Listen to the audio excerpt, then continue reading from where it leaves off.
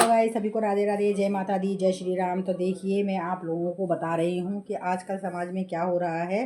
तो आप लोग प्लीज़ मेरा ये ब्लॉग पूरा देखिए और फिर आप लोग बताइए कि आप लोगों को मेरा ब्लॉग कैसा लगा। तो देखिए, आजकल समाज में क्या रोग हो रहा है। आजकल क्या है, लड़के वाले जो हैं वो लड़कियों को देखने के लिए आते हैं और उनकी माँ और बहनें भी संग में आती हैं। तो वो बहुत डींगे मारती हैं, बहुत बड़ी बड़ी बातें बनाती हैं कि साहब हमारा लड़का एक ही बेटा है, बहुत अच्छा है और कोई शौक़ नहीं करता है, कोई चीज़ का नशा पत्ता नहीं करता है और बहुत अच्छी जगह पे जॉब करता है और हमारे घर में कोई बात की भी परेशानी नहीं होगी। हम आपकी बेटी को ले जाएंगे तो हम आपकी बेटी को बिल्कुल अपनी बेटी की तरह से बना करके रखेंगे, कोई भी चीज़ की परेशानी नहीं होगी। और आप हमारी बेटी को देख लो, हमारी बेटी है, हमारी बेटी देखो कितनी अच्छी तरह से रहती है, तो हम इसी तरह से आपकी बेटी को भी रखेंगे। मतलब इतना आदमी को घूल मुल लेती हैं, बात ही बात में इतना बना लेती हैं आदमी को कि आदमी फिर आगे यही सोचता है कि नहीं भाई, ये अपनी बेटी को बहुत लाड़ प्यार से रखती हैं और इनका एक ही बेटा है तो हमारी लड़की को भी बहुत अच्छा रखेंगी। तो इतना सेट कर लेती हैं उस आगे वाले आदमी को कि फिर उसको अगले को हाँ करनी पड़ती है। और फिर इस हाँ के चक्कर में आप लोग तो हाँ कर देते हो और फिर ज़िंदगी होती है ख़राब आपकी बेटी की। तो मेरा आप लोगों से कहना है कि देखिए, जो ऐसी बातें करते हैं घर में आके कि हम आपकी बेटी को हम अपनी बेटी की तरह से बना कर रखेंगे और बहुत लाड़ प्यार देंगे और हमारा लड़का बहुत सीधा है, हमारे लड़का कोई नशा पत्ता नहीं करता है, तो आप समझ लीजिए ये बातें बना रहा है। जो ऐसी बातें बनाते हैं ना, तो समझ लिए वहीं पर ही इस चीज़ का खोट है, जो अपने बच्चे की ज़्यादा तारीफ़ कर रहा है। और जो आप कभी भी देख लेना, कोई रिश्ता आएगा और लड़की को देख दाख करके चला जाएगा और आप लोग पूछेंगे ना कि हाँ भाई पसंद आई कि नहीं आई, तो वो यही कहेगा आप लोगों से कि ठीक है, आपकी बेटी में कोई ख़राबी नहीं है, आपकी बेटी बहुत अच्छी है, अब हम बड़े लोगों से सलाह लेंगे, फिर उसके बाद आपको जवाब देंगे। तब तो आप वहाँ समझिए कि आपकी बेटी की बात बन सकती है। और जो आपके मुंह पर तारीफ़ करे कि अरे हमारा बेटा तो बिल्कुल नशा पत्ता नहीं करता है और हम आपकी बेटी को बिल्कुल बेटी की तरह से बना करके रखेंगे, ये देख लीजिए हमारी बेटी कितनी सुखी है, कितनी अच्छी है, बिल्कुल हम आपकी अपनी बेटी की तरह से हैं, तो उस जगह आप कतई शादी मत करना।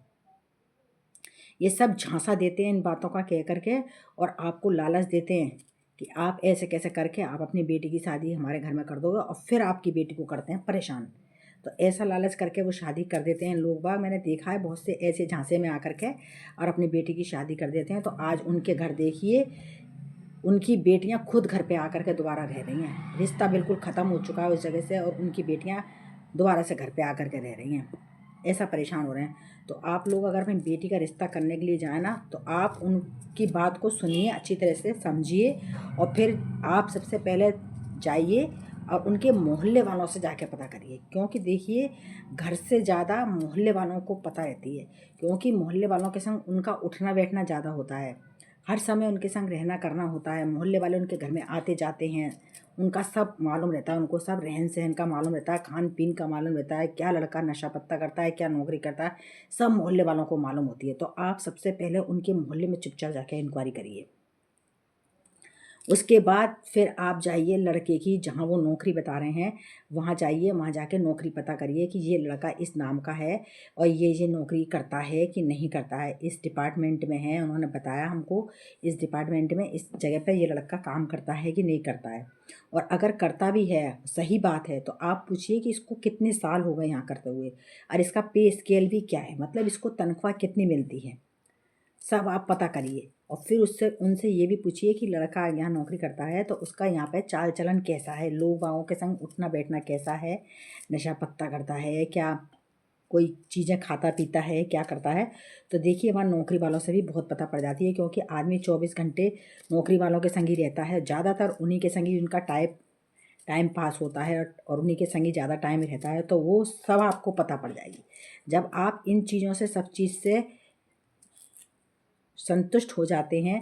और पता कर लेते हैं कि लड़का भाई सही में सही है, सब चीज़ में सही है, पड़ोस वाले भी अच्छा बता रहे हैं और देखिए नौकरी करता है जहाँ, वहाँ भी अच्छे बता रहे हैं। उसके बाद भी फिर आप इनके रिश्तेदारों से भी पूछिए, कि देखिए हम लड़की की शादी इस जगह करना चाह रहे हैं, तो हम आप लोगों से इसलिए पूछ रहे हैं कि भाई हमारी लड़की देखो, हम अपनी लड़की देंगे तो हमारी लड़की कम से कम सुखी होनी चाहिए, परेशान नहीं रहना चाहिए। तो हम आपसे बस इतनी सी पूछ रहे हैं कि ये लड़के के अंदर कोई शौक वोक तो नहीं है